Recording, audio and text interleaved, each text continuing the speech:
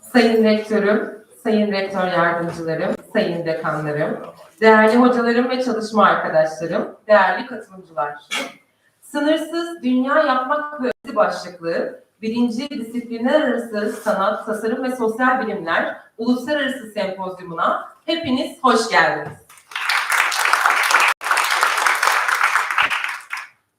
Dear Rector, Vice Rector, dear Deans, dear colleges, and dear guests, welcome you all to Borderless First International Interdisciplinary Art, Design and Social Sciences Symposium.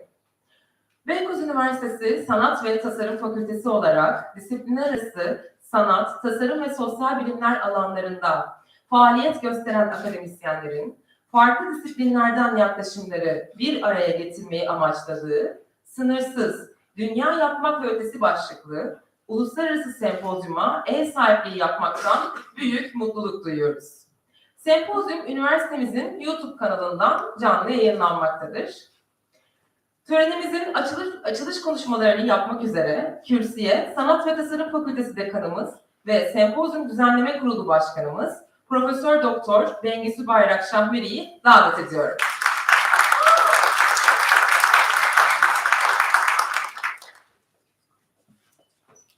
Değerli rektörüm, rektör yardımcıları, hocalarım, dekanlarım, hocalarım, bizi dinlemeye gelen konuklarımız, bize değerli katkılarını sunacak olan Profesör Eric Hudson ve Michael Wimmer, sevgili öğrenciler, siz hepinizi burada ağırlamaktan çok büyük mutluluk duyuyoruz. Sınırsız Dünya, Yapmak ve Ötesi başlığı ve bunun içeriğiyle ilgili uzun soluklu bir çalışma gerçekleştirdik. Bunun kavramsal içeriğini oluşturmada desteklerini esirgemeyen çok kıymetli arkadaşlarım, Doçent Doktor Özlem Canlı, Doçent Doktor Çeyiz Makala, çok teşekkür ediyorum. Sempozyumun düzenlenmesinde bütün detaylarla tek tek uğraşan, bildiriyi okuyan, değerlendiren bilim kurulu üyesi hocalarım ve düzenleme kurulu üyeleri hocalarıma, tüm kurumsal iletişim ekibine ve IT departmanımıza ve elbette bütün maddi manevi desteklerini esirgemeyen üniversite üst yönetimimize de candan teşekkür ediyorum. Fakültemizin bu ilk uluslararası sempozyumu ve bu çapta bir çalışmayı ilk kez gerçekleştirdi. Bu ve akademisyenler bildirileri başvurdular. Yaklaşık 90 üzerinde bildiri aldık. Bunların 80 küsuru programa yerleşti. Çok sayıda, beklemediğimiz çok sayıda aslında bildiri aldık. Ve bunu 2 güne yani sanat tasarım alanına ve sosyal bilimler alanına bir değer katmayı umuyoruz. Farklı bakış açılarına ön ayak olmayı umuyoruz.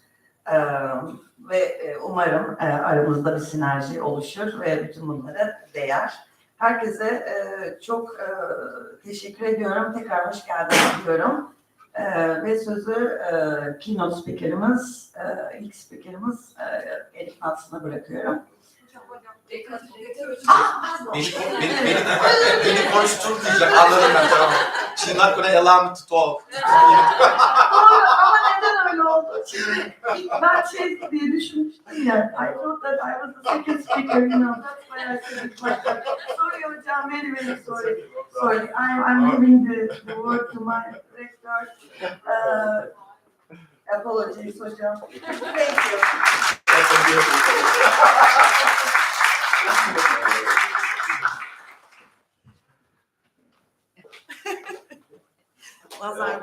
Değerli katılımcılar, dear participants, günaydın herkese, good morning to you all. Şimdi bu etkinlikte şöyle bir durum var, 2 dilde katılım sağlanan bir etkinlik. Dolayısıyla ben de tabii konuşmama çok kısa olarak size teşekkür için İngilizce birkaç ifadem olacak. So, as we are having a bilingual event here, I'm going to start my speech in Turkish, but then I'm going to switch just to greet you participating to this conference from abroad. Evet, üniversitemizin Sanat ve Tasarım Fakültesi tarafından düzenlenen, yanlış söylemeyeyim oraya bakarak ifade edeyim, Uluslararası İnterdisipliner Sanat, Tasarım ve Sosyal Bilimler Kongresi diyorum, Sempozyumuna hoş geldiniz. Katıldığınız için çok teşekkür ediyorum üniversitem adına ve şahsım adına. Ve sizleri sevgiyle, saygıyla selamlıyorum. Öncelikle bu sempozyum ile ilgili olarak düşüncelerimi ve bu sempozyumun üniversitemiz açısından değerini çok kısa olarak sizlerle paylaşmak istiyorum. Bunlardan birincisi benim hocamız ifade etti. Bu bizim Sanat ve Tasarım Fakültemizin ilk uluslararası etkinliği. Bu anlamda fakültemizin mutlaka güzel duygularla anılacaktır. Bu açıdan önemli görüyorum. Sempozyum ile ilgili olarak önemli gördüğüm diğer bir husus da şudur. Günümüzde fark yaratabilmek, farklılığı oluşturabilmek ve özgün sonuçlara ulaşabilmek, farklı disiplinlerin kesiştiği ara yüzeylerde, sınırları olmayan düzlemlerde ve daha fazla ortaya çıkmakta, gelişmeler, başarılar daha çok bu düzlemlerde oluşturabileceği çalışmalarıyla gerçekleşmektedir. Üniversitemizin ülkemizde yeni kurulmuş bir üniversite olarak en büyük fırsatı, günümüzde dünyadaki şahit olduğumuz her alandaki baş döndürücü değişim ve dönüşüm doğrultusunda hem eğitim hem de araştırma konularında kendini çok disiplinli alanlarda konumlandırmış olması ve stratejilerin de bu doğrultuda belirliyor olmasıdır. Bunun en somut ve güzel örneğini bugün burada gerçekleştirdiğimiz sanat, tasarım ve sosyal bilimler alanında ilgili konuları çok disiplinli bakış açısıyla ele alan bu sempozyumda görmekteyiz. Diğer taraftan bu sempozyumun uluslararası katılımcıların katkıları ile gerçekleştiriliyor olmasını, kuruluş ve gelişme stratejilerimizin ana temellerinden birini oluşturan uluslararasılaşma hedeflerimiz açısından da çok değerli görüyor ve sempozyuma katılım sağlayan ve destek veren tüm uluslararası konuşmacılara ve konuklarımıza teşekkür ediyorum. Sempozyumun üniversitemiz açısından değerli bu önceliklere odaklanıyor olması bu sempozyumu bizler için çok değerli ve özel kılmaktadır. Bu vesileyle siz değerli katılımcılarıyla birlikte olmaktan ve bu sempozyuma ev sahipliği yapmaktan üniversite olarak büyük bir onur, büyük bir mutluluk duyduğumu ifade etmek isterim. Sözlerime son verirken bugün sempozyumda eline alınacak konuların bildiklerimize çok şey katacağına, ilgili taraflara ve topluma yeni ufuklar açacağına inanarak bilgi ve deneyimlerini bizlerle paylaştıkları için değerli konuşmacılara, sempozyuma katkı sağlayan tüm meslektaşlarıma, sempozyumun düzenlenmesinde emeği geçen başta Sanat ve Tasarım Fakültesi Dekanımız, Beykoz Bayrak Hocamız olmak üzere düzenleme ve danışma kurullarına ve çalışma arkadaşlarıma çok teşekkür ediyor. Sempozyumun keyifli ve verimli geçmesini diliyor. Hepinize en içten sevgi ve saygılarımı sunuyorum. Dear participants, as I mentioned in my addressing in Turkish, we have the honor to have distinguished participants attending and contributing to the symposium from abroad. I do not want to take your more time by repeating my addressing fully in English. Translation will be available on the Congress website, but I would like to take this opportunity to convey my sincerest thanks to invited keynote speakers, namely Professor Erik Knudsen from the UK and Michael Wimmer from Austria, and other participants for their participation and valuable contribution to the symposium.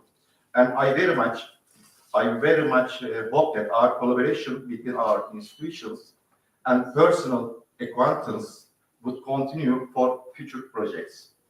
I wish you all a very successful and joyful symposium. Thank you. So I think you might now.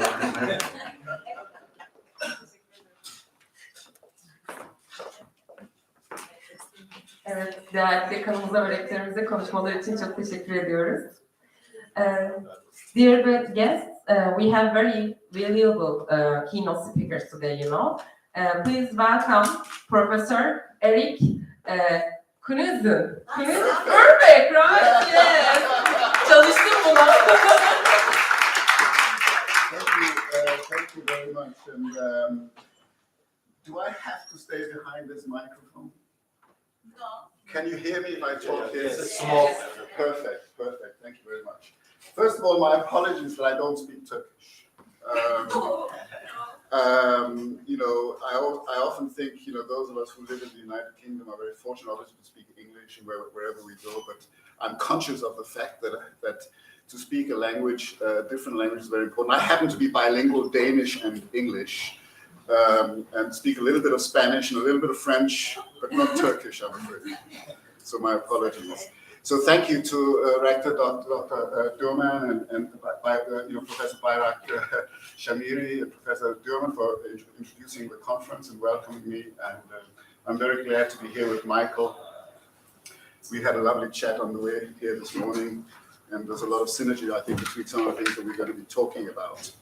Now, I will be doing a presentation, so those of you who are sitting on this side might not see it so well. So, yeah. Can you use the microphone because you only live stream in here. Oh, really? So, Okay, no no problem. I'll try my best, but I might move around.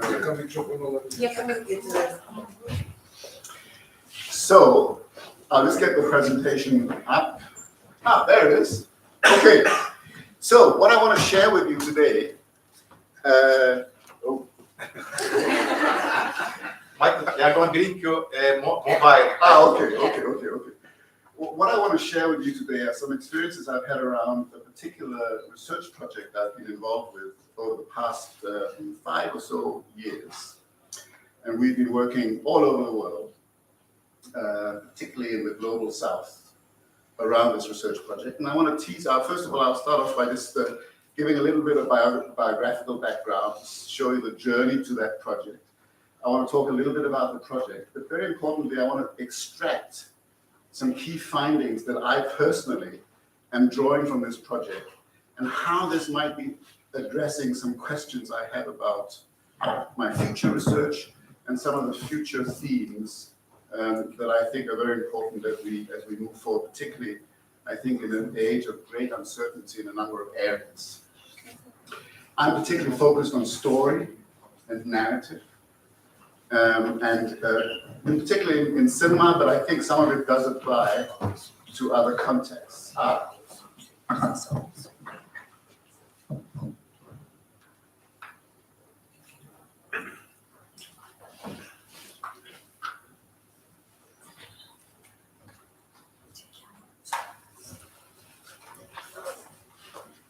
So, yeah, it's nice to be free. Yes. Free from technology, yeah? But using technology to become free. So that's very helpful. Thank you very much. So what I want to do is just briefly outline, you know, I'm essentially, how do I get this moving?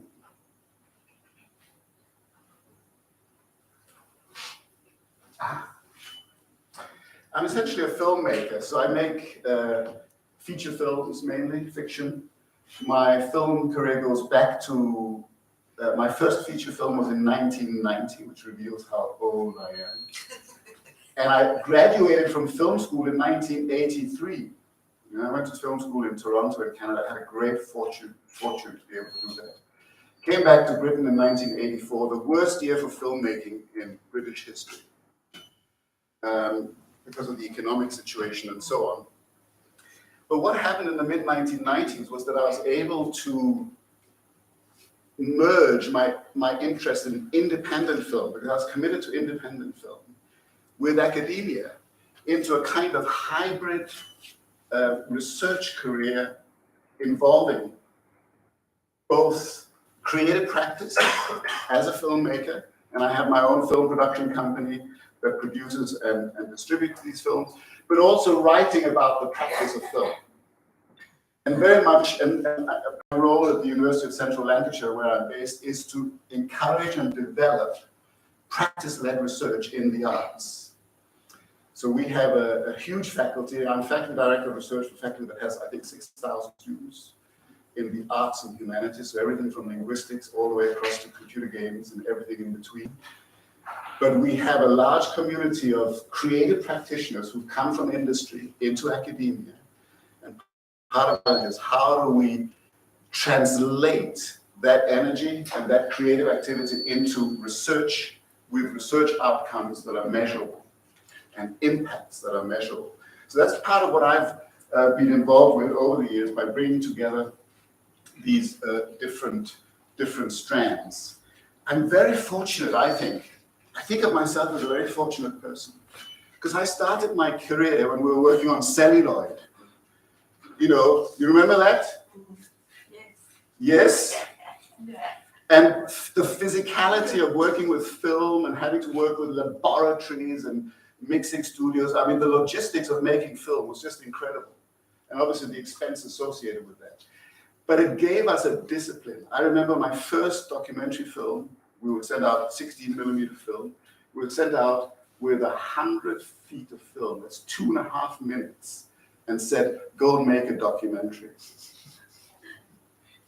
Now that presents interesting creative challenges, and I'm so pleased that I went through that and transitioned into the digital age, and people don't realize, I don't know, I mean, some of the young people I talk to don't realize what a revolution has actually happened.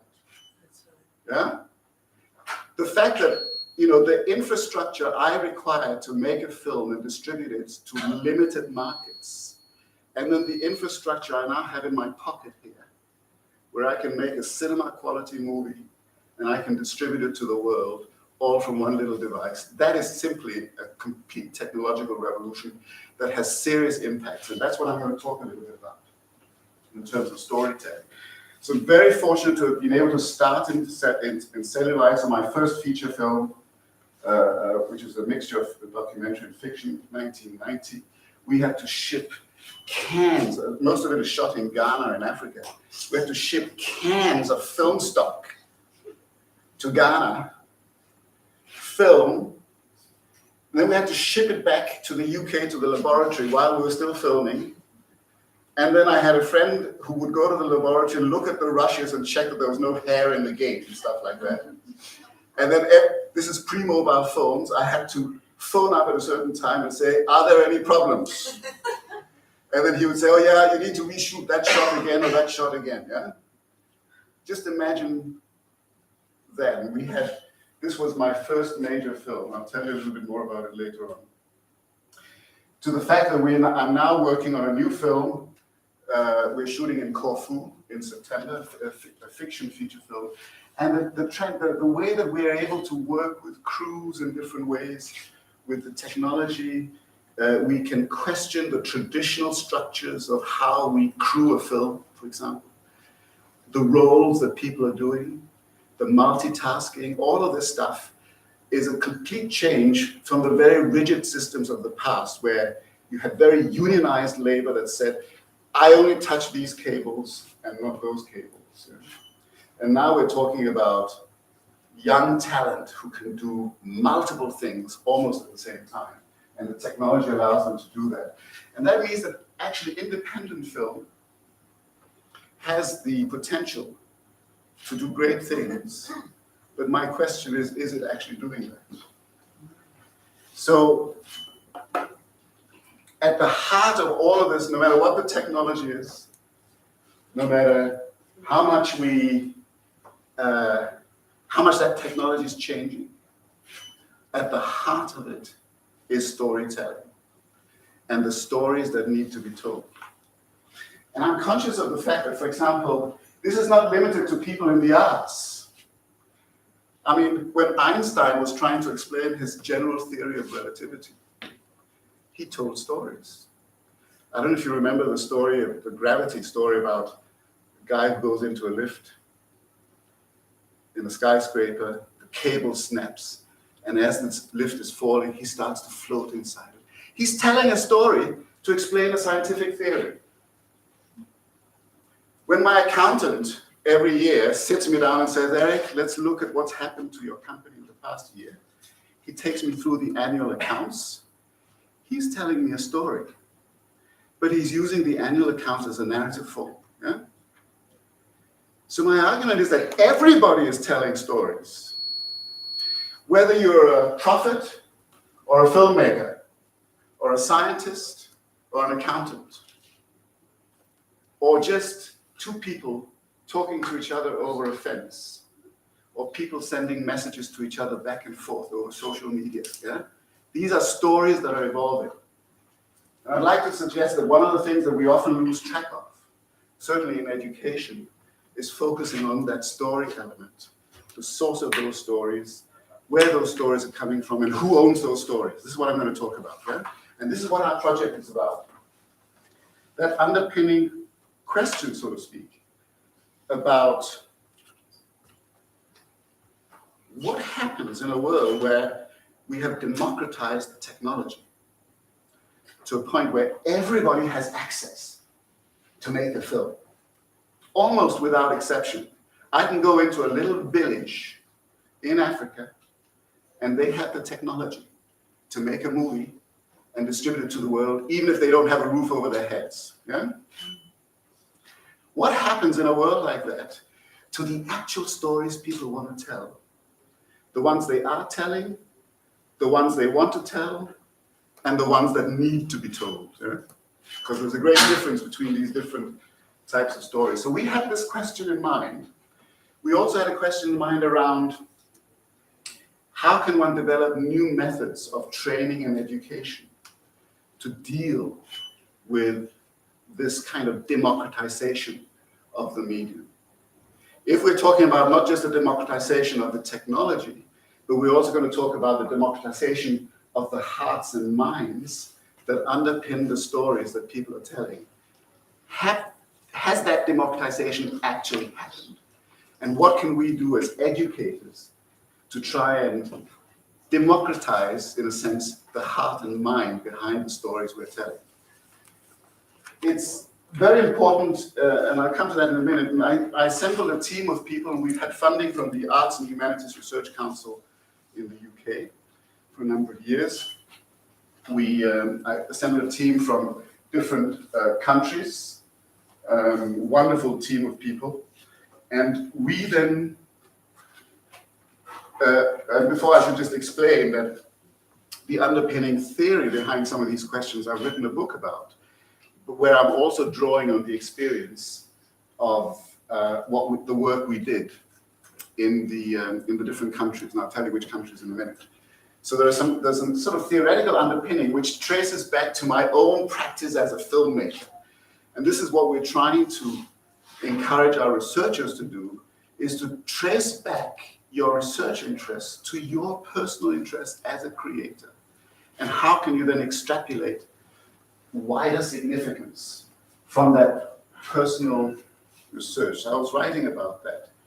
And we're able to trace our efforts right back to some of the grand challenges that the United Nations are interested in. And we're able to argue, well, it's important to understand the relevance of stories and how these stories are told and who owns these stories if we want to have some impact in certain areas. For example, one of the areas we were interested in was number 4, quality education. How do we deliver a different kind of educational system that talks to this democratization of storytelling? Another area we're interested in is number 8, decent work and economic growth. We know that in many, if you go to Nigeria, the Nollywood industry, just talking about film, is huge. I mean, we're talking hundreds of thousands of people who work in the film industry. So there's that whole economic side of it. In Britain, something like 6% of the gross domestic product is creative industries. And cinema accounts, I think, for nearly 1% of that. So we're talking about sectors that are something like 5 times the size of agriculture. And in order for those sectors to be successful, I mean, if you look at Hollywood, of course, Hollywood has a century of doing this successfully.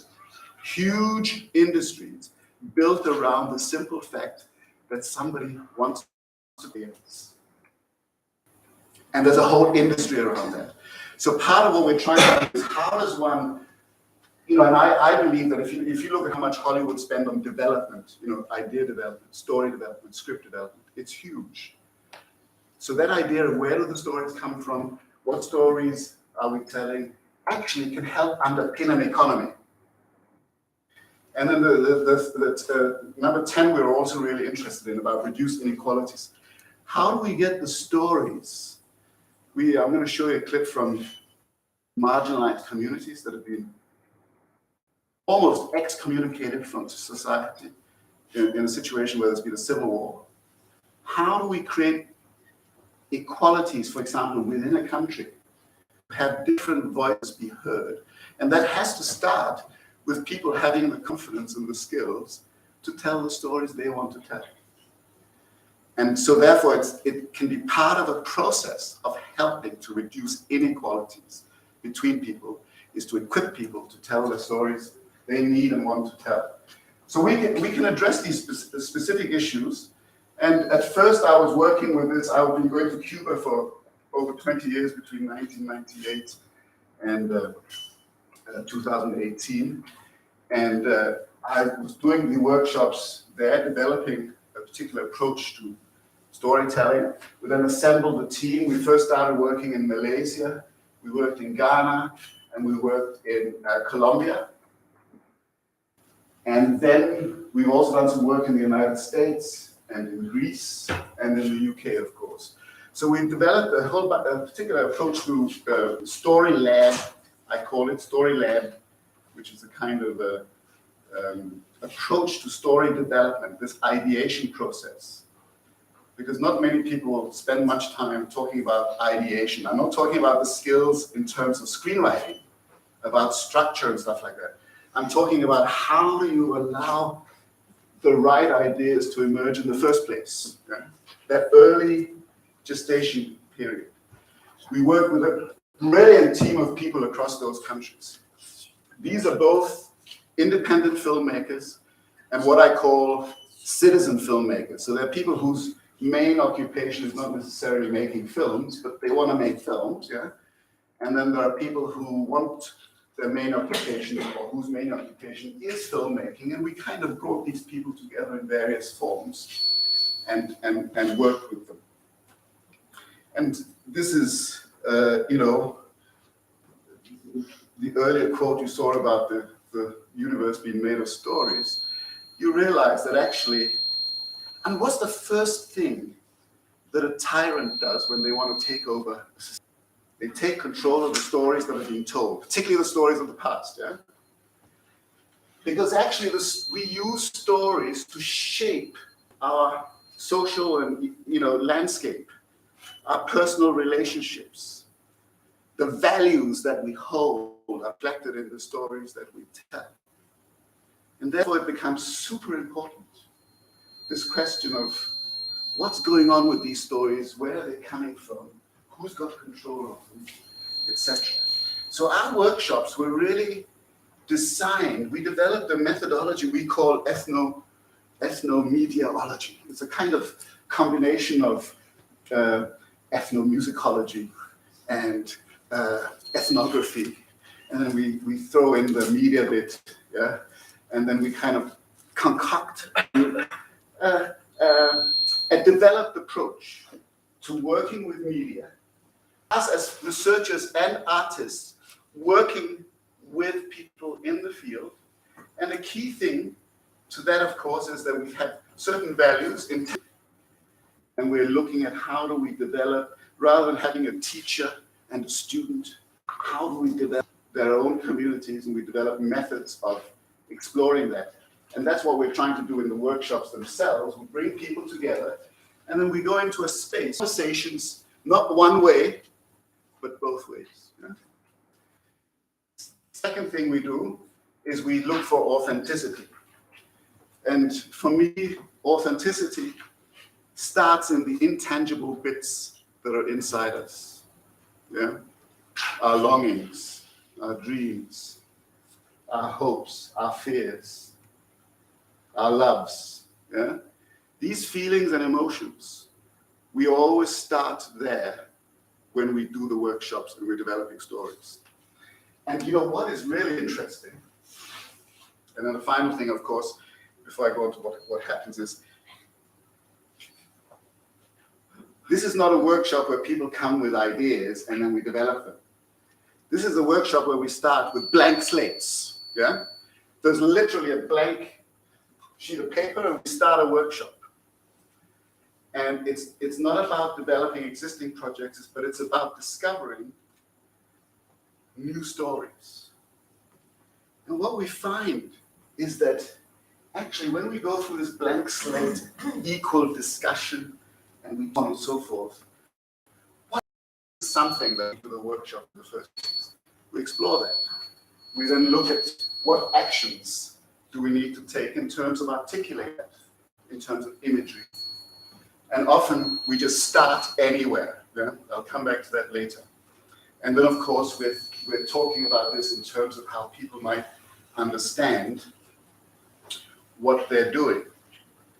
And I won't go into too much detail, but basically these workshops, we start with nothing, well, supposedly nothing, and we end up with something really tangible. Sometimes a complete film, I'm going to show you some examples, and sometimes just a script or a story, but we always end up with something tangible. And what's important for me is that the stories that emerge are not stories that they had in their mind before they came to the workshop. They didn't know. The stories that emerge are stories that they didn't know they had in them. And that to me is the super important bit. Because there are a number of questions you see that I'm going to ask about that.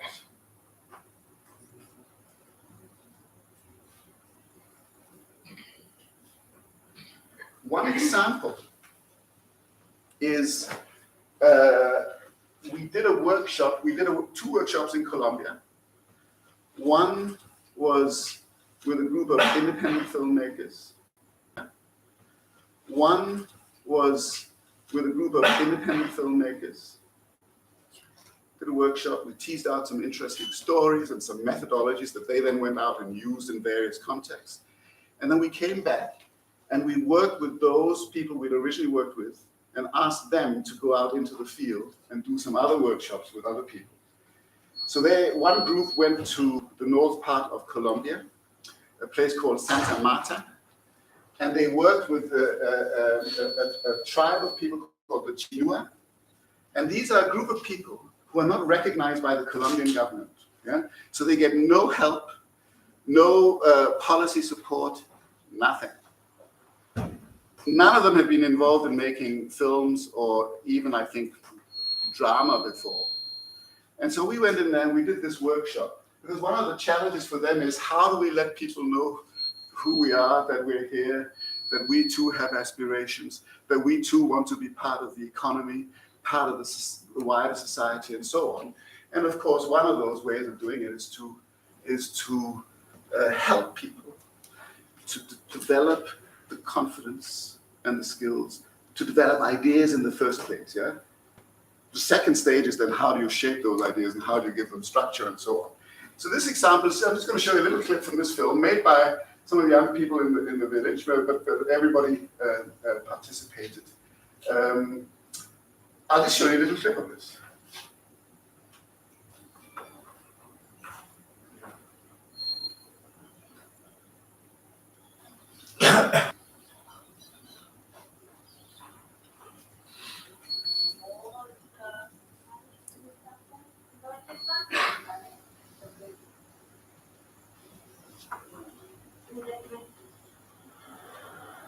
Tidak buat mereka.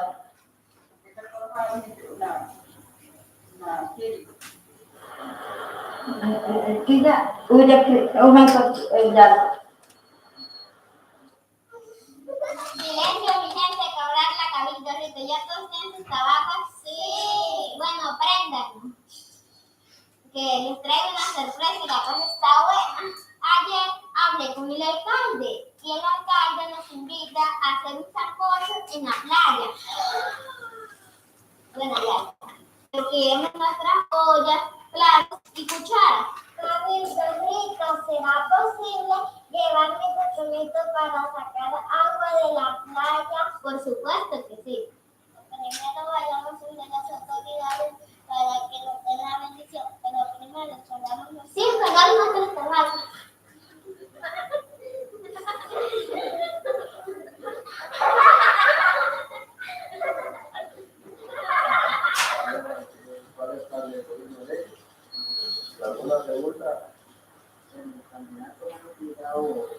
dialogar con la mesa de autoridad, con los mayores y las mayoras. Ya ellos serán buenas y muy buenas nenas, a la orden. Vengo a informarles que quiero ser cabildo. Bueno, mire que cada truco fue oferta nada que tranqui me cae panura. Oh, pues te voy a esa otra.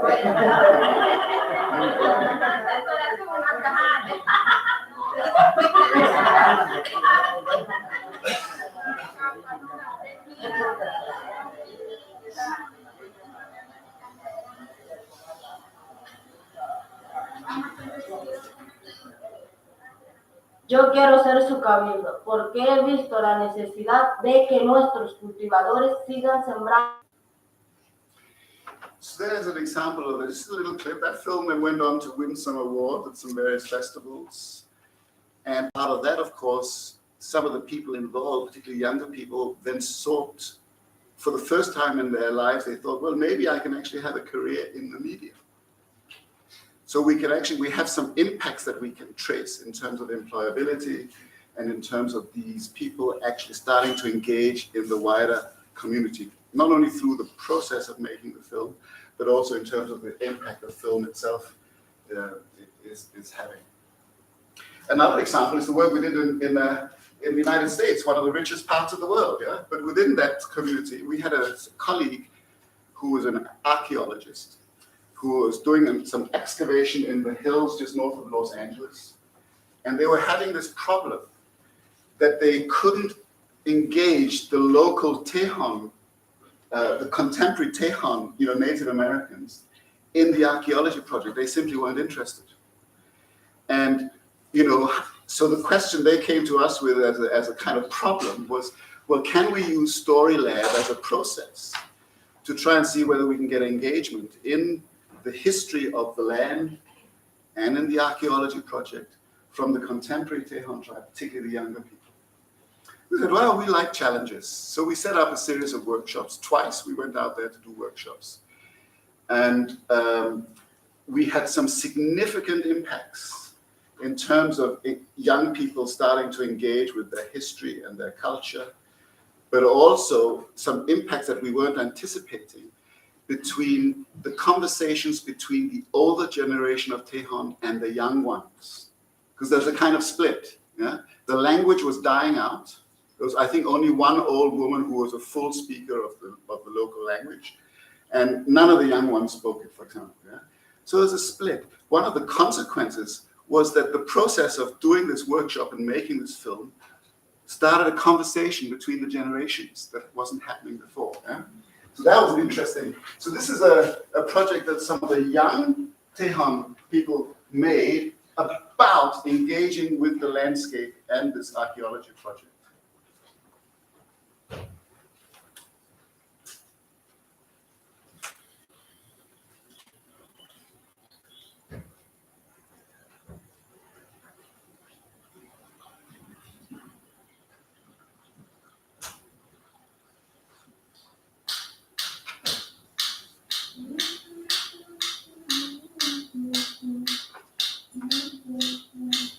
Sorry, the timer is stuck there, but you'll survive.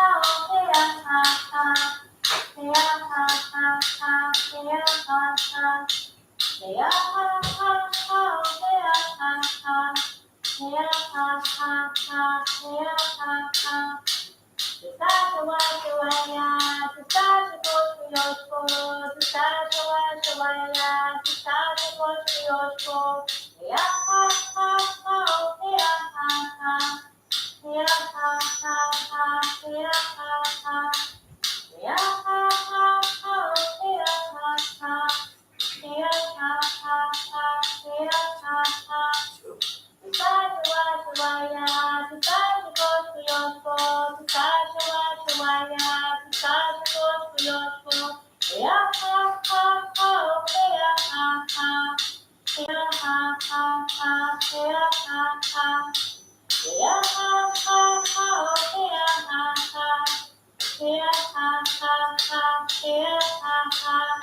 you get the idea. So they did a dance piece set in the landscape. That dance evolves, and it ends with them leaving and going back home or home again. And this is created by them, for them, something that emerged out of the discussions and the workshops. But there are a couple of themes that emerge for me out of these workshops. Two themes, one of which I want to address in particular. One of them is I'm so conscious of the fact that particularly we in the West spend billions of pounds going out to research the other. And we're always pretending that we can co-create and we can collaborate and we can use all these buzzwords. But at the end of the day, the money's coming from the rich part of the world, yeah? And money talks. And I have certainly noticed that when you go out and you do projects with people, one of the things they want to do is they want to please you. And they want to participate. And I've seen some evidence that skews some of the stories that they initially try to want to tell. That's one issue that then raises a whole question about how do you create. We're developing a new strand to our project now about publishing and film and how we create conversations using film only, back and forth, using this equitable and mentor-based system. So we're trying to address that in particular ways. The other area that really is key to the problems that we have, of course, is the issue of fear. Fear is a major factor when developing stories, particularly when they're stories that are coming from somewhere in you that is at the heart of a storyteller's problem. You know, in many countries, people get killed for what they say, for the stories they tell. In other countries, you're ridiculed, or people exclude you. And I think part of the challenge is how do you help people to overcome their fears in order to allow the story that wants to emerge in the first place. And it's a major part of the workshops that we do, is helping people overcome their fears. Their fear of, oh, I don't want to go there. I don't want to touch this. Yeah? Throw into the fact some wider societal fears. It's a major, major issue. And I think, you know, if I think of there's only one thing I do as a teacher, there's only one thing I can do as a teacher, then it would be to help somebody overcome their fear of creating something that they deep down know they want to say. Yeah? And often, I think, you know, that we can have, if we had time, we could have a longer discussion about, you know, why we have those fears. And I think those fears have got worse. I can't tell you how many young people I meet who've got serious anxiety problems. Not only young people, but people. And when you're trying to get them to tell stories that have a root in a very personal place, it becomes a serious challenge sometimes to help them develop the courage to speak. And we see this. I've seen so many instances, for example, of people coming to me saying, oh, I have this disability. I want to make a film about my disability. And I say to them, you've been at university for 4 years. What are the other films you've been making? They're all about this disability. And they're all stuck in a very particular way of talking about this disability. And then you say to them, is there nothing else going on in your life?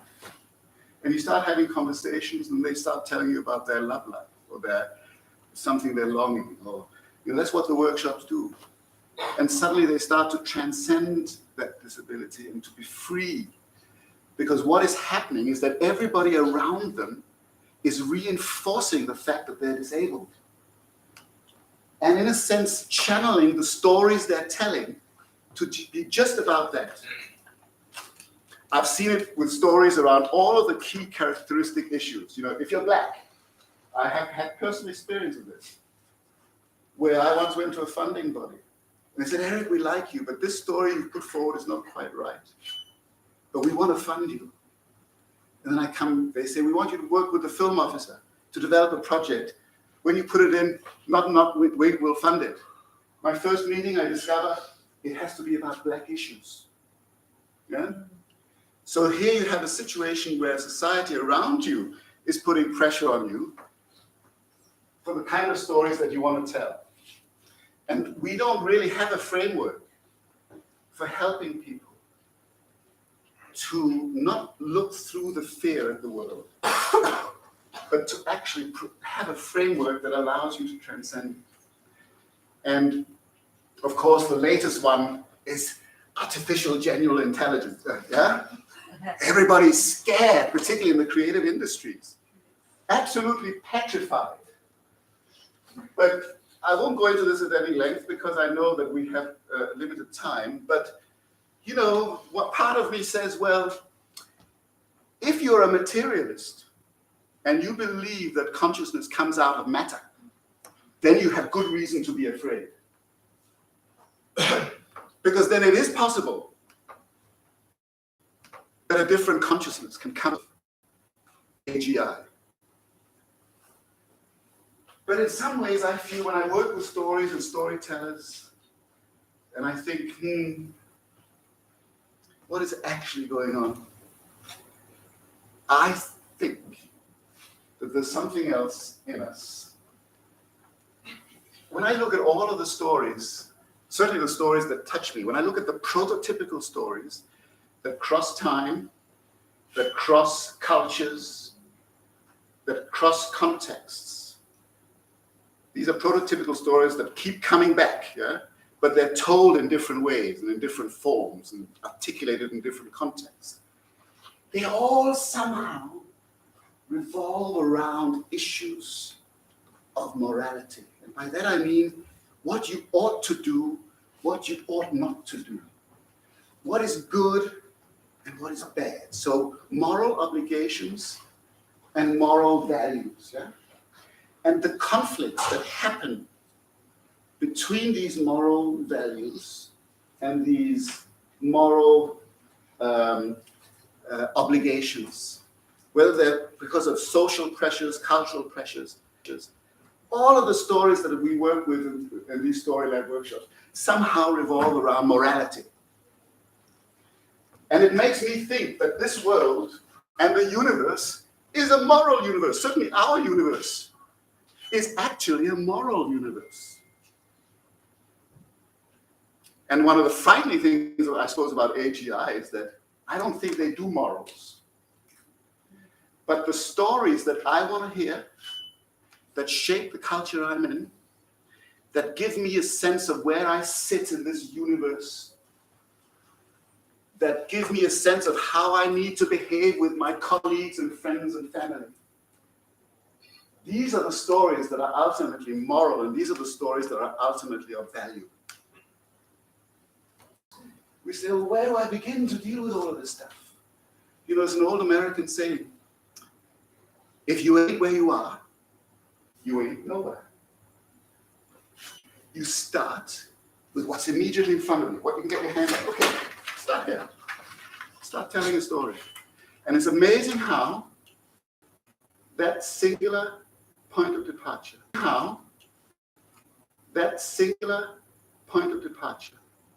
are big questions about why we're here, between two mysteries, what we do, why are we suffering, why me? The stories we tell and the stories we're attracted to are helping us sort all of this out. Yeah? They're ultimately about the morality. And at the end of the day, to achieve that, the storyteller has to take risks.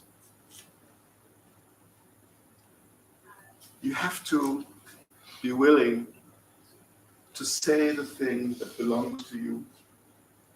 Because if you don't tell your story, somebody else is going to tell it for you. And then you've lost control of your life. And that's why it's important. That's why I emphasize the importance of ideation, storytelling, where these stories are coming from, and above all, having the courage to tell those stories. Now, I was going to show you a little clip from my first feature film and tell you a personal anecdote about how I first confronted this issue of having to be courageous as a filmmaker in terms of the forms I was using and so on. But I think I'm going to just finish off by saying that do not be afraid. Thank you very much.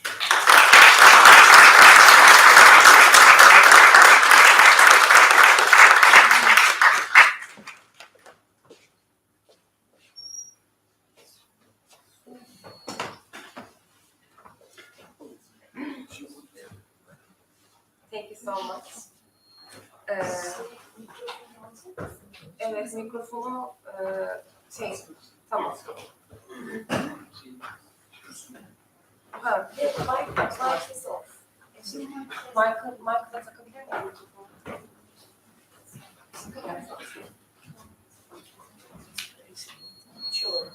Yes, thank you so much for your speech, Professor Erik Knudsen. And dear guests, please welcome Michael Wimmer.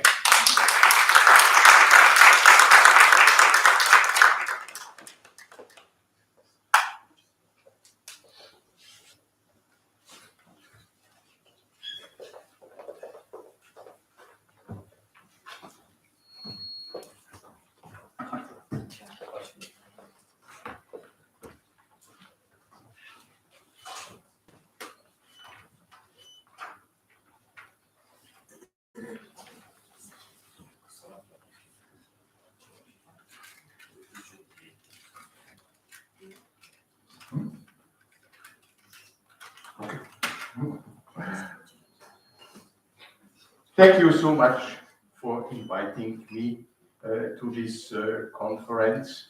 I'm so glad to be with you and hopefully not being too much afraid after Erik.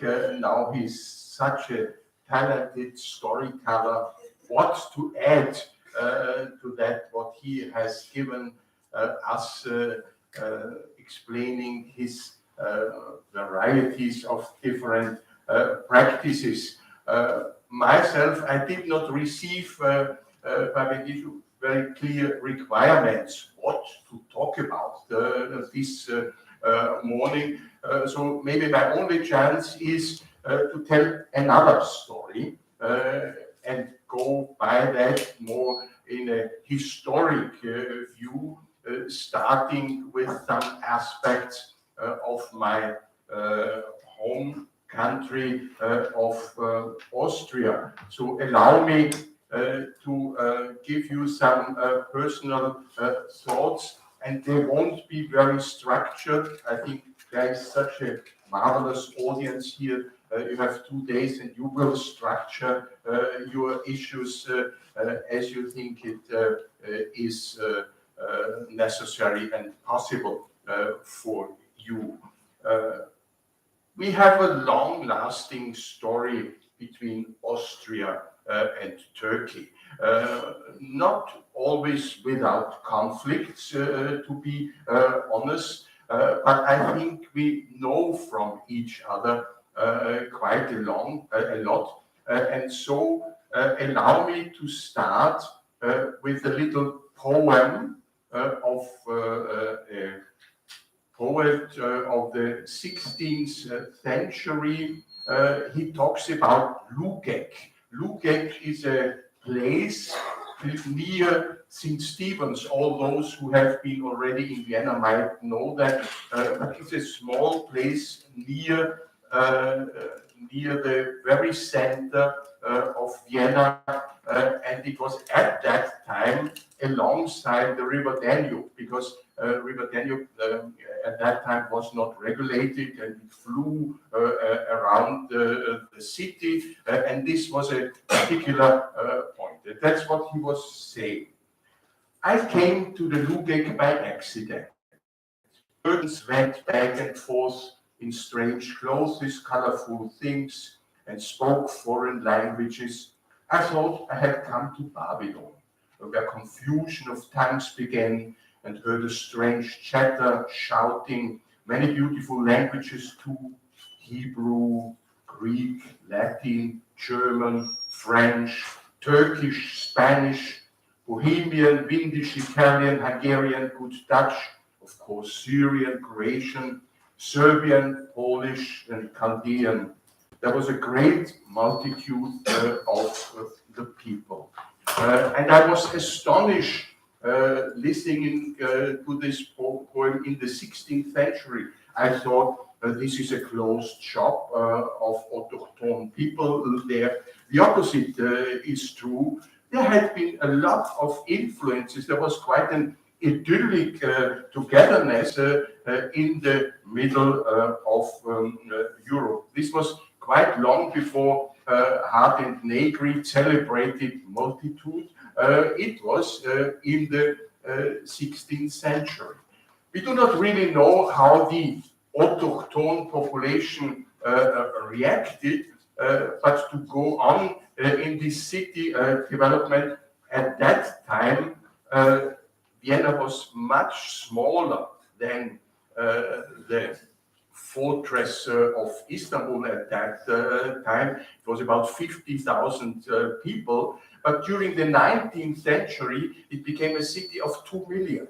So you can imagine how important migration at that time, and they really came from everywhere and made the city to a melting pot, an extraordinary melting pot, and I would say this is still the case up to now. So I come from a small, comparably small capital in the heart of Europe, and there's another poet, a German poet around Friedrich Hebel. He says, this is the place where the world holds its rehearsal. This is a strange development I want to explain when I talk about a small country in the heart of Europe. This became the truth in 1918 during the so-called Versailles treaties. Austria was ce qui reste. It was just a small entity at the end of the First World War. Because before, Austria was quite an important empire, the Austrian-Hungarian Empire of more than 50 million people, with a number of different languages, religions, cultures, side by side. I dare to give you an impression of what the emperor, Kaiser Franz Joseph at that time, was called. Franz Joseph, by the grace of God, Emperor of Austria, King of Hungary and Bohemia, King of Lombardy and Venice, from Dalmatia, Croatia, Slavonia, Galicia, Lodomerien, Illyrien, King of Jerusalem, Archduke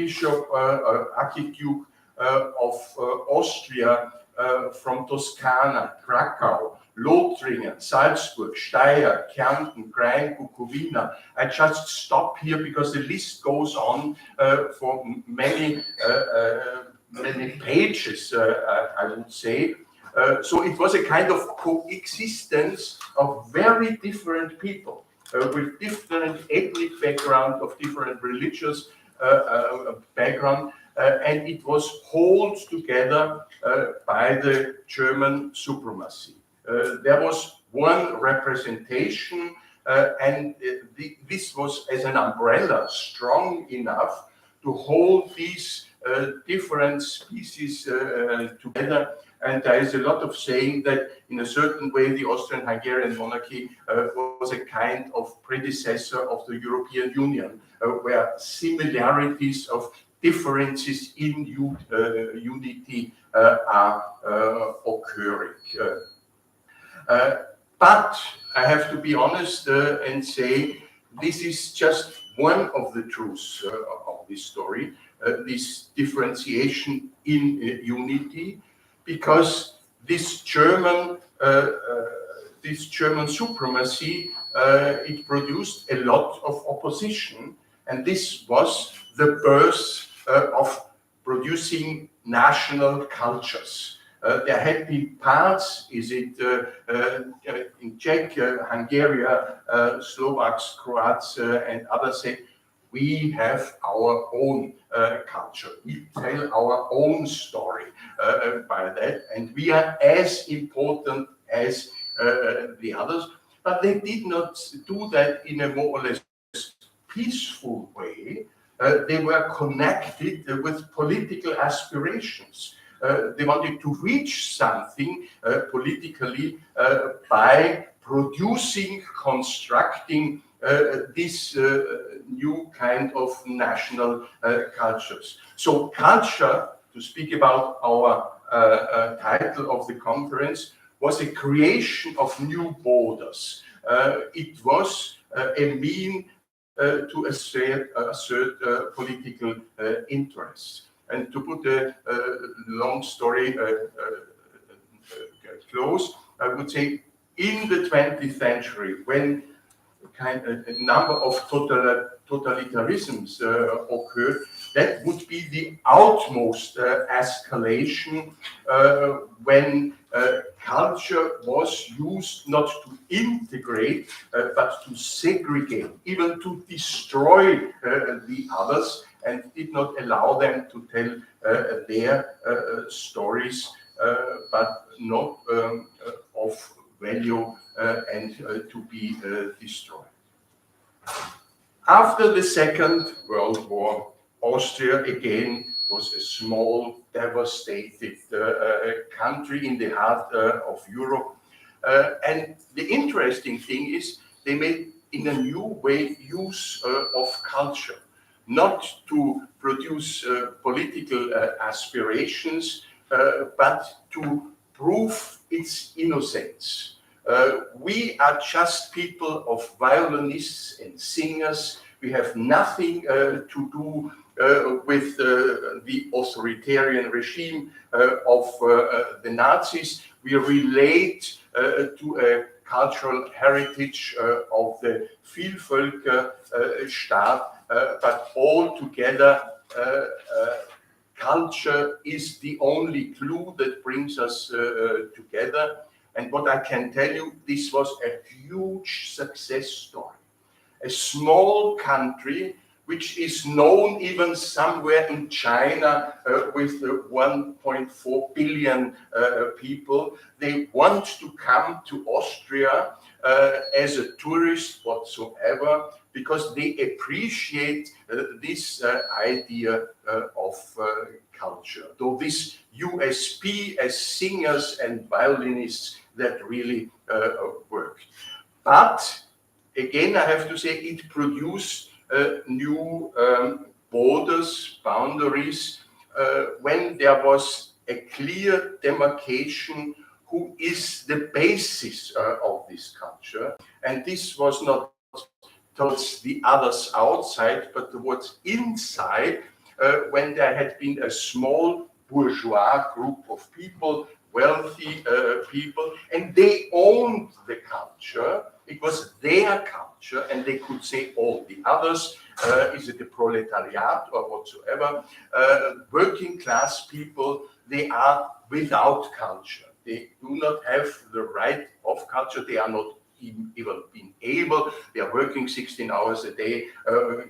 How could they go to a concert or a theater or whatsoever?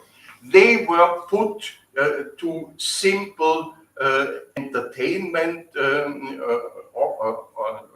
offers And I would say that had been maybe early forms of creative industries. The early film, for example, was something for the ordinary people.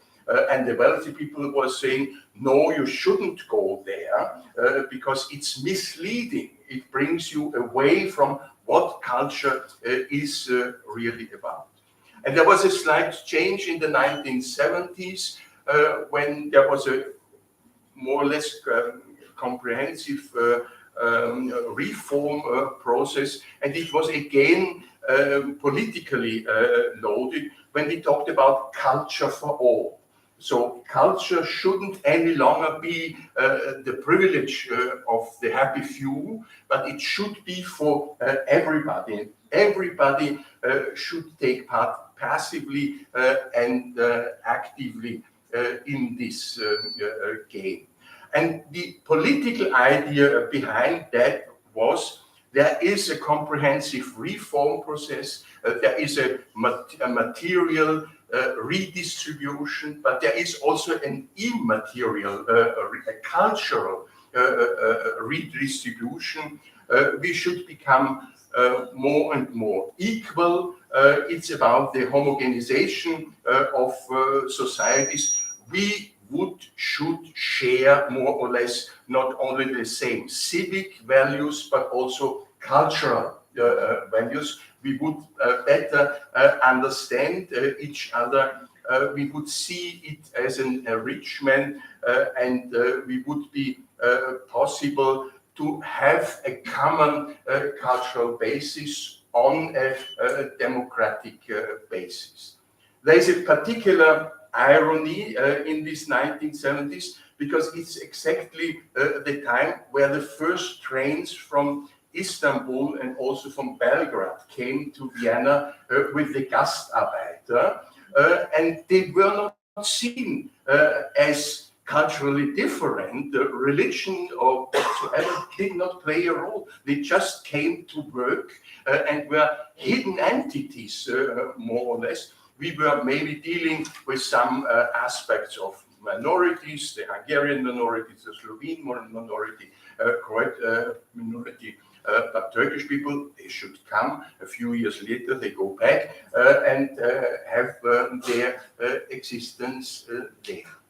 And now I may be at a decisive point when I say that this comprehensive reform process ended about 1980, 1985, when a new neoliberal dynamic came in, what meant a growing economization of all parts of living and working, and this was surely accelerated by the accession of Austria to the European Union as an economic unity, and by that identifying competitive conditions.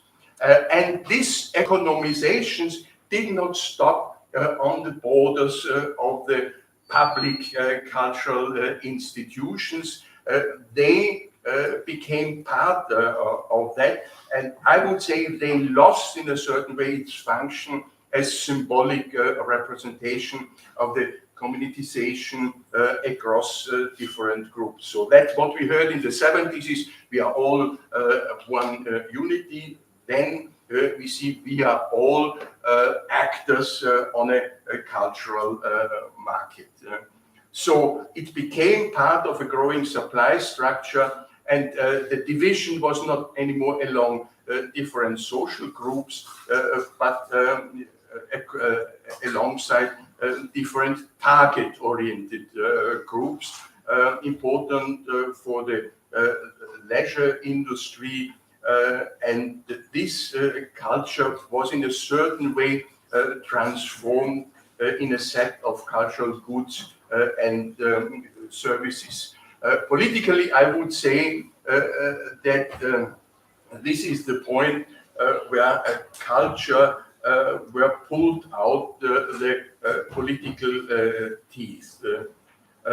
a new classification for the relevance of culture became dominant, not alongside the politically defined class structure as we had it before, but alongside different consumer behaviors. And there are now marketing strategies, and you might be aware of the so-called Sigma studies, and they know exactly who is dealing with which cultural goods and which cultural services. And that led to an emancipatory dimension of this neoliberal tendencies. We talked about more market, less state, and it was about the overcoming of corporate structures also in our country. Less boundaries also between culture. This was the message. Every sector, the only thing, can I buy it or can I not buy it? Do I have the funds for it, or do I not have the funds? And I would like to discuss with you a little bit more in detail if this is, or if this has changed the character of culture, and if yes, in which way it has changed. Are we talking about less political relevance? Are we talking about a new kind of increasing arbitrariness when cultural products are available as well as nails and soap and whatsoever? And we can see in studies that fewer and fewer people agree that culture plays a significant role in the political game. It can play a role to deal with the different societal hierarchies or take part in the political debates. There is, of course, also a massive transnational dimension, and it's maybe not the same what you were talking about, but you mentioned there are more and more transnational actors of the cultural industries around, and they are not producing Austrian culture or regional Viennese culture. It's about a new vision of culture crossing borders and by that allowing to become member of a world culture and not being restricted by borders whatsoever they look like, to stick to my specific culture. And you can imagine that this development has been accelerated by the new technologies which open huge cultural spaces, and cultural policy is not anymore able just to overlook what is really happening by that. This is in a certain way a real emancipatory cultural process, and at the same time we do have to think about what does that mean for society as a whole, and I would like to mention here that there might be a certain contradictory process we have to deal, and we have to analyze that also on university level. I would say 1989 was another markstone in that game. You know about Fukuyama, end of history and things like that. But concerning Eric's speech, it was the end of the big story. We lost the big story, and again you can say, wonderful, I can make my story. Now I'm invited to produce my story, and by that also become an active partner of society. And you know all these speeches about who is speaking, who is giving his or her story is quite an important issue, not only in the post-colonial discussion. What I see is that diversity in itself became something important. and often it lost track of the original political claim and cries, just I have my own story, left behind the inequality aspect which still lies in cultural differences.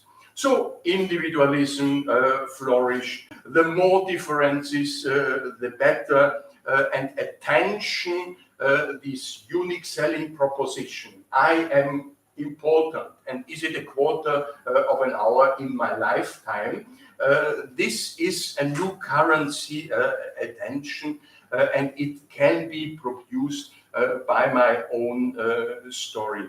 The market should function as the only remaining link where everyone can come together and recognize and cultivate cultural differences.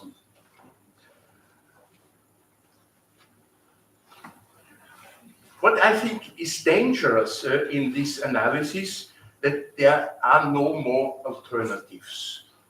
After 1989, this capitalist approach is the only possible. To think, to act, to analyze, we are based on that system, and it's also about interpreting cultural behavior. We believe that this economic bias is based on more or less democratic, on a more or less democratic basis, and then we are wondering what is happening, for example, in Russia at the moment. Suddenly, a new big story occurs. Ruski Mir, together with religious aspects and others, play a new political and decisive political role. And we had thought a few years ago, this is all gone. Everybody is emancipated, has his or her own story. And then now a political eruption comes up and saying, I tell you the story. And I tell you the only possible story. And this story is against universalism. This is against all that what Ehring has propagated as the pure enlightenment position. Everybody in its own right, and everybody has an active role. And I would say this has also one of the reasons that what you mentioned in terms of universalism, this is working everywhere, is frightened or is in danger when there is still a certain gap between what we are talking and what we are doing. When we are propagating a new era of democracy and universalism and human rights and the UNESCO goals you were mentioned, but at the same time colonialism goes on, and we have still very dependent structures, and this question who is speaking is still a very important one. So you can imagine that what's happening in Russia is just one very important sign for that maybe times are altogether changing again. Even also in our Western society, that this kind of world interpretation is conflicting. We are fed up of comparability, measurability, quantifiability, superficiality, and even uniformity, also in the field of culture. And there had been markstones fostering this kind of fed up, and 2008 and the financial crisis maybe just one markstone in this game. When I said before that states, national states became weaker, I would say since 2008 the opposite. the U-turn is happening, states are working on their restoration. And they are even fighting liberal tendencies. They are not afraid to show its authoritarian image by that. But that means that the state has a renaissance at the moment. And one of the reasons, coming back even to my small countries, that we see increasing tensions within the nations when this market-driven science of dissolution produces isolation and produces by that even despair. More and more people feel increasingly isolated and betrays of the promises made to them by advocating a full-scale demolition of all boundaries which hitherto guided their activities. The point is that for more and more people, the living and working conditions have deteriorated massively. And they also lost track of a number of their future prospects. And up to now, we are not talking anymore about what will be the next step in the progress of mankind. What we are talking about now is about climate catastrophe, the next pandemic, the next natural disaster. Turkey knows what I'm talking about. We talk about terrorist attacks, we talk about inflation, we talk about financial collapse, and particularly in Europe, we talk about new waves of migration and even war that is dominating our earthlings. And what I can see is a certain kind of reculturalization of hidden social conflicts.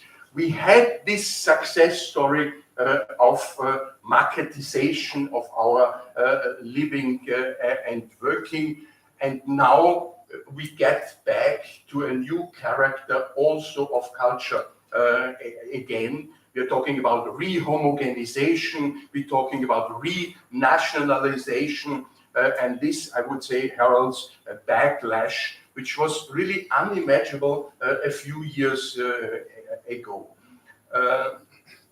I come back to Austria. I saw this differentiation as a kind of de-hierarchization. At the same time, a number of different cultural scenes occurred. Some are interlinked to each other, some are quite isolated from each other. They are not heard, they are just acting temporarily this way, tomorrow something else. Hans Magnus Enzensberger talks about the culture without the center. So we have lost this clue character of culture, and instead of that, we are just belonging here and there to changing communities. This drifting apart is still dominantly named positive diversity as something that discloses, but also, I would say, disguises unequal power. This development was of course, exacerbated by growing heterogenization. Migration was an important influence also in our countries, and that makes it difficult to speak of something like one common nationality, whereas the differences in origin, in life, in work skills, but also in values, I would say, not to speak of future perspectives, is growing, at least in my mind. So I would add to that what Eric has told us in a rather positive way, that we are maybe within a rather contradictory process. Both is happening at the same time. There is this emancipatory thing on one hand, but on the other hand, there are new constraints around, and they are highly politically loaded. And this goes as far as maybe you can see, and I said before how brave you are to have such a conference a few days before decisive elections. But what we are talking here is what are the tensions between democratization on one hand and authorization on the other hand. And it's of course who can talk about which story or who can present which kind of story. What we can see that there have been the last years very simple answers to this contradictory process, and it always came from the far-right populists. You might have heard of even Jörg Haider, AfD in Germany, Le Pen, Meloni. You can see that everywhere. And they are calling for the return of old conditions in which a homogeneous culture of an autochtone society is decisive, and other influences should be put apart, saying they are not integrable. They just talk another language we do not understand. We do not want to understand them, and so we are not in need of their story. The point, and that's why I told you about this melting pot Austria, that this homogeneity never was. They are referring to something which is just an imagination. It's just a political construct, and it relies on a certain political amnesia, I would say, because it does not talk about what has been the result of this proposed homogenization. So we are confronted with a culture of simplicity, of a strong state, even with authoritarian means, and it's about producing clarity of a strong state, even with authoritarian means, and it's about producing clear boundaries again, and making clear who does belong to and who does not belong to. And there are political ideas of the fortress Europe at the moment, mainly against integration, but it tells about the character, where we are at the moment that we are in, or politicians tell us we are in massive need of producing new borders and producing new boundaries, and change from an integrative policy to a segregative one as the only chance of surviving. So, do I have some more minutes? Yes. Yeah, because then I would like to bring that on a last, maybe theoretical dimension when I speak about the differences between the term culture and the term the arts.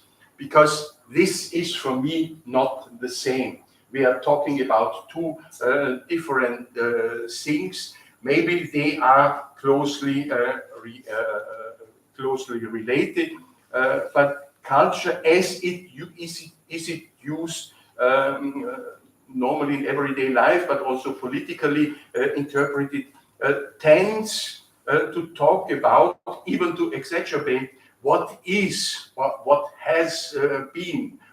Is it in reality or is it in transfiguration? but it's a story mainly of the powerful. Somebody in power tells us what culture is about. It always contains a confirming, a reassuring, and by that also a limiting aspect. And on the other hand, I would like to have good art, which always refers to that what is not and what has not yet been, to something new. And we have this discourse on creativity and innovation and all that. But it opens up a space where something might happen what has not been before. This is exactly what you talked about, your workshop setting, when people come in and something comes out which hasn't been before. And it's not about confirming we are so proud of Austrian culture and we now celebrate the millionth time Brahms or Beethoven or Schubert. No, we dare to have an open realm, an open space. Robert Musil, the Austrian author, talked about the Möglichkeitsraum, the space of opportunities, which might produce result, but the same can be, no, it does not. We have also be frustration tolerant in that aspect. We have, there is not no guarantee. So the arts I'm speaking about are not existing or not celebrating the existing, but reflecting possible futures. And by that, and this seems to be important for our discussion, they are not eliminating borders, but they function as a critical authority which are constantly questioning, doubting, new interpreting, and by that crossing borders as a starting material, trying to overcome them, but in the end producing new borders. There is no escape. We cannot live without borders, even in the arts world. But we can transform them, we can change them, we can reconstruct them. I would say there is a great misunderstanding to attribute the aspect of limitedness to the arts. It's claimed to create something new, and it's inevitably dependent on determined boundaries, which the artist can make use of. At the same time, I would add that there is no such thing as culture per se. My proposal would be to make use of the term only to prove itself in the relation face to face to otherness. I do not have a culture. I'm just irrelevant. Cultural aspects become relevant when I relate to somebody else. I find a counterpart. I get in a movement. I get in a dynamic, and by that, reconstructing my cultural frame, my cultural border as an open system.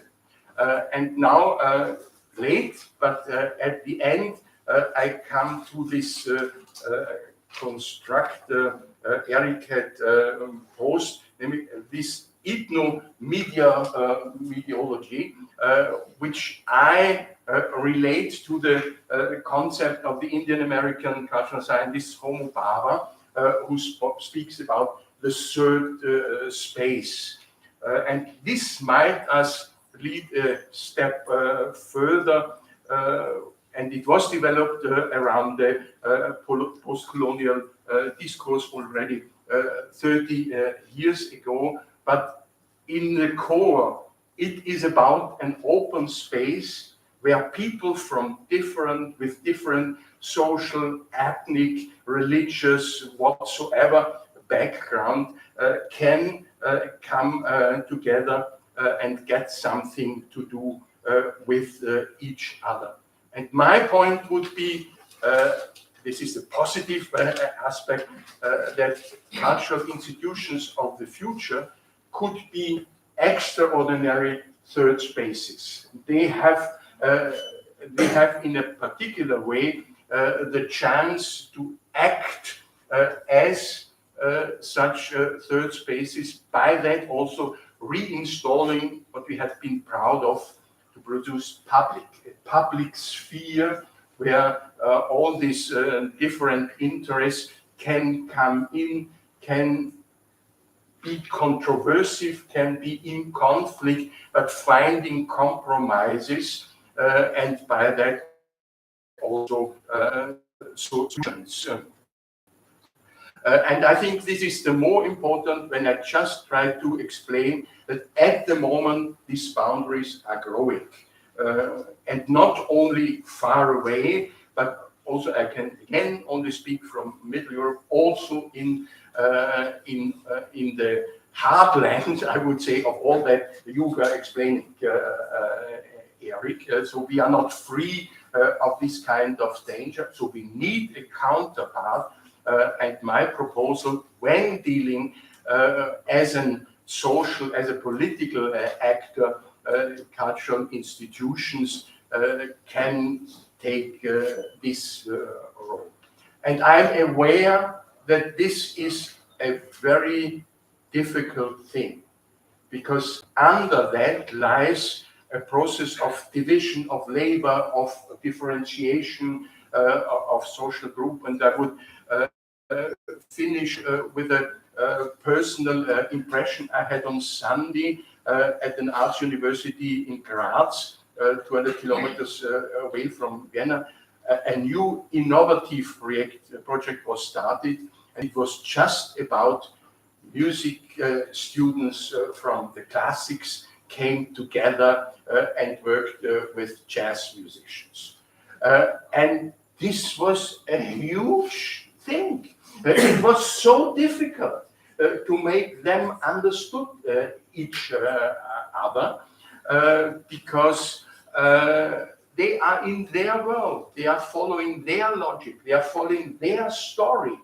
They want to become famous, but being part of their group and not relate to what's going on in the rest of the world. And this brings me to two last pleas. One is, you are a huge university, I learned, but make it possible that students can work across departments, relate to each other, see not just to find a detail of a musician, of design or whatsoever, but learn that you have permanently be in relations of the others. You have to learn to understand that you just exist because the others are around, and just to integrate, not to follow and be like them. The opposite is true. To get in a constructive relationship and by that find common solutions. And this, sorry to say, that would then also be an advice for the next round of conferences like that, because it's one thing that somebody from outside is coming and telling you in English something and then goes out and the rest is gone. You do your thing. What's really count would be we get in relationship to. I can learn what you are talking about. What are your problems? What can we do together in this respect? But now I go back to Lugek, where these guys are around from all parts of the world, and I see the original people. They are the real Viennese. And she and he finds his self-consciousness when they get something to do with somebody who comes from the other side of the border. Thank you very much.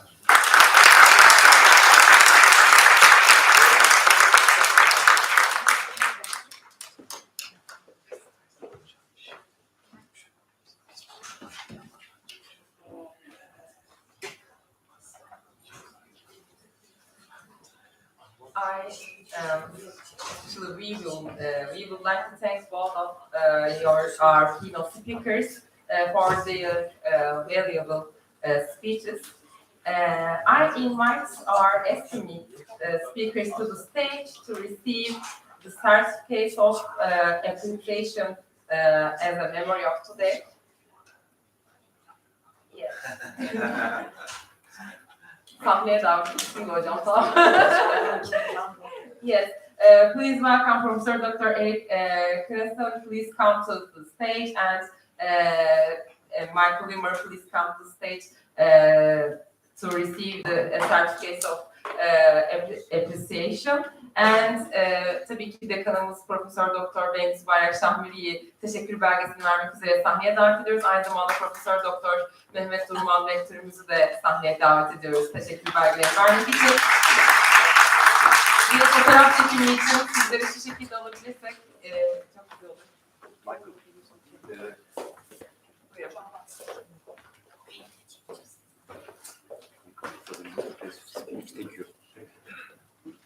Hocam şöyle. This is yours.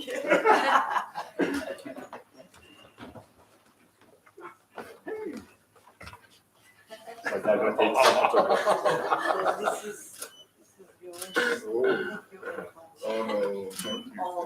Thank you very much. Thank you. Thank you very much. So this is like a new degree, isn't it? I passed. Diploma.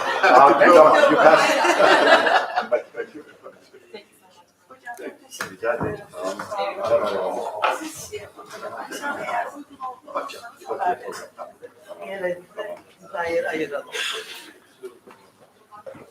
Evet değerli misafirlerimiz, sanıyorum kahve molası için vaktimiz kalmadı. Bu nedenle direkt birinci oturumumuza başlıyoruz.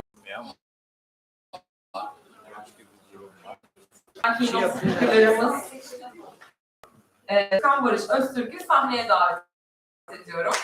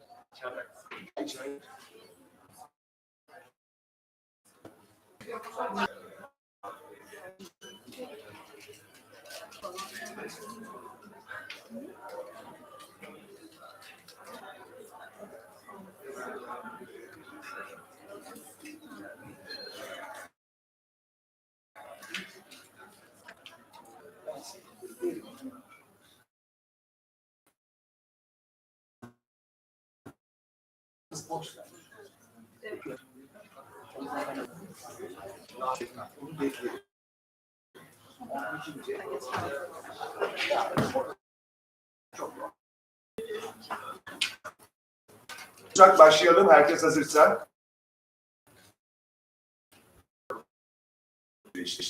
Ama nihayetinde tüm süreç artık olacak. Buyurun.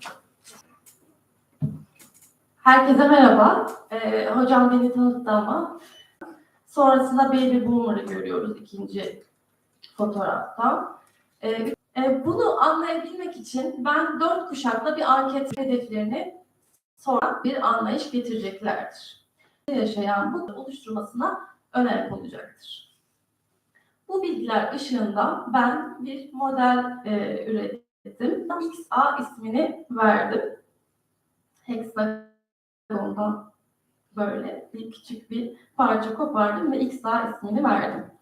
Tasarım elinde ofis içerisinde konumlanan çalışma hacimleri topluluktan kopmadan bireyselleşerek çalışmayı dediğimmişti anketlerimde tasarlandığını yine bir sonraki slaytlarımda da örneklerle göstereceğim. Böylelikle kişiler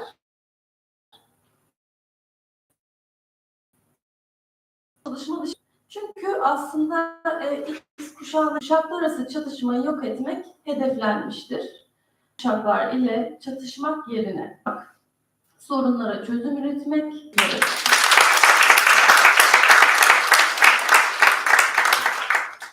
Çok teşekkürler hocam. Süre konusunda da inanılmaz kontrol ediyor. Uzak Doğulu bir profesörüm vardı ve orada da Uzak Doğu mimarisini, Japon mimarisini tanıdım. Ve mekan ve geleneğin sınırlarını esasında Türk evinin ve Japon evinin esnekliği üzerinden bağlı olarak belirli bir yerin, bölgenin geleneksel, yerel kullanan insanların 10 tane ilke belirlemiş. Nedir bunlar? Yaşamına uygunluk, gerçekçilik, akılcılık, içten dışa çözüm, iç dış uyuşumu, gereçlerle örtülü verandadan giriş yapılması, mutlaka bir giriş olması, gibi ve Türkiye'de hem Japonya'da doğaya uygundur, topograf olduğu gibidir, dürüsttür. İçten mekan, yani yerleşik hayata geçtikten sonra ocak kenarlarında depolama için birbiriyle uyumludur veya tasarlanmış ortak ki hem Japon evinde de hem Türk evinde de kapalı dolaplar vardır. Bunlar çok amaçlıdır. Hani erişilmesi istenen eşyaların kayar kapılar ardında bu şekilde yüklü dolaplar bulunmaktadır. Kolaylık en az da akla gelen çözüm gerektirmeyen ya da yerel insanların da kolaylıkla yapabileceği tekniklerle yapılır bunlar. Hani gerekmez. Ölçülerin insan vücuduna olan tüm ölçülerin tasarımcının ve kullanıcının ölçülerinden, yani insan ölçüleri de esasında planlama bu tatami metreler haline gelmesiyle kullanılır. İklime uygunluk tabii ki işte iklim bölgelerde işletir. Bu nedenle eşyalar kaldırılıp gene ortası boş bir alana çevriliyor. Olabiliyor. Odanda merdiven kullanımları da gene benzer şekilde merdiven altını gene eşya yüklük olarak kullanma ya da merdivenin bulunduğu yerlerde bu şekilde birçok işleminin dışarıda geçtiği ama avluya bulunmakta. Burada gene farklı örnek. Kapı tokmağının 2 farklı kapı açılıyor gibi işlevsel ufak tefek detayları da vardır. Özetlemem gerekirse burada diliyoruz. Çok teşekkür ederim.